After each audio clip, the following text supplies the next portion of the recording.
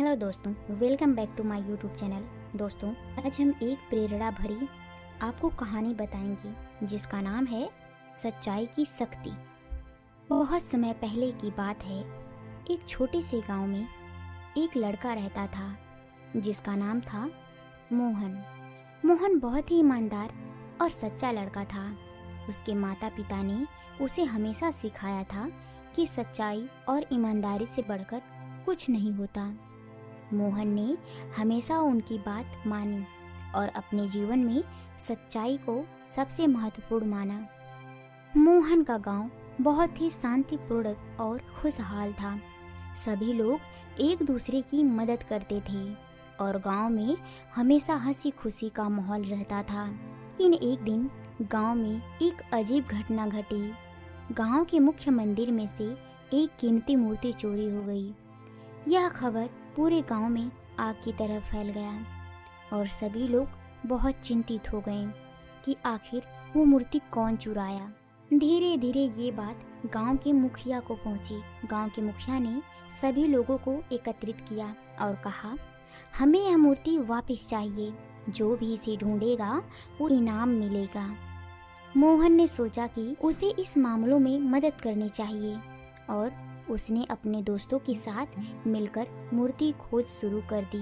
मोहन और उसके दोस्त गांव के हर कोने में मूर्ति की तलाश करने लगे। उन्होंने हर जगह देखा लेकिन मूर्ति का कोई सुराग नहीं मिला। एक दिन मोहन को एक अजीब आदमी दिखाई दिया जो गांव के बाहर एक सुनसान जगह पर कुछ छिपा रहा था। मोहन ने ध्यान से देखा और पाया कि वह आदमी वही चोर था जिसने मंदिर की मूर्ति चुराई थी। मोहन ने बिना किसी डर के उस आदमी का पीछा किया और उसे रंगे हाथों पकड़ लिया। उसने गांव के मुखिया को बुलाया और चोर को उनके हवाले कर दिया।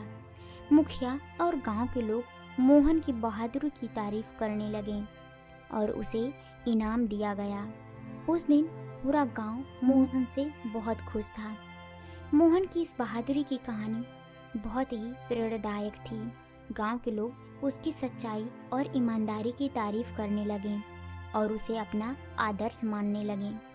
मोहन ने अपनी इस सफलता को केवल अपने तक सीमित नहीं रखा। उसने गांव के बच्चों के लिए एक विशेष कार्यक्रम का आयोजन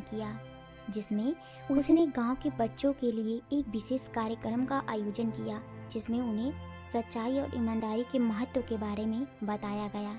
मोहन ने बच्चों को सिखाया कि सच्चाई और ईमानदारी से ही सफलता प्राप्त की जा सकती है।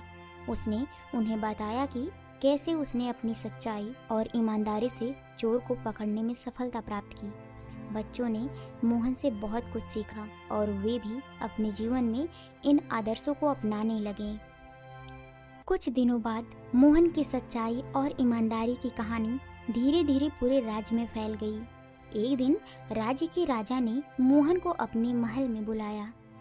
राजा ने मोहन से कहा, तुम्हारी सच्चाई और ईमानदारी की कहानी ने मुझे बहुत प्रभावित किया है। मैं चाहता हूँ कि तुम मेरे राज्य के लोगों को भी सच्चाई और ईमानदारी का महत्व सिखाओ। मोहन ने राजा की बात मान ली और उसने राज्य के विभिन्न हिस्सों का दौरा करना शुरू किया।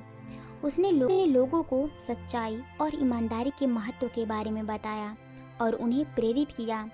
राज्य के लोग मोहन की बातों से बहुत प्रभावित हुए और उन्होंने भी अपने जीवन में सच्चाई और ईमानदारी को अपनाना शुरू कर दिया। मोहन के जीवन में एक नया मोड़ आता है। मोहन की यात्रा के दौरान उसने एक छोटे से गांव में एक बच्चा देखा जो बहुत ही दुखी लग रहा था। मोहन ने बच्चे से पूछा, क्या हुआ? तुम इतने दुखी क्यों हो? बच्चे ने कहा, मेरा नाम अर्जुन है। मेरे पिता बहुत बीमार हैं और हमारे पास इलाज के लिए पैसे नहीं हैं। मैं बहुत मेहनत करता हूँ लेकिन फिर भी हम अपनी ज़रूरतें पूरी नहीं कर पाते। मोहन ने अर्जुन की बात सुनी और उसे दिलासा दी। उसने सोचा कि कैसे वह अर्जुन और उसके परिवार की मदद कर सकता है। मोहन ने अपने पास की कुछ बचत अर्जुन को दी और उसे सिखाया कि कैसे वह अपने खेत में मेहनत करके अच्छा पैसा कमा सकता है। मोहन ने अर्जुन के साथ मिलकर उसके खेत की देखभाल शुरू की उन्होंने खेत में नई फसलें उगाई और उन्हें बाजार में बेचा।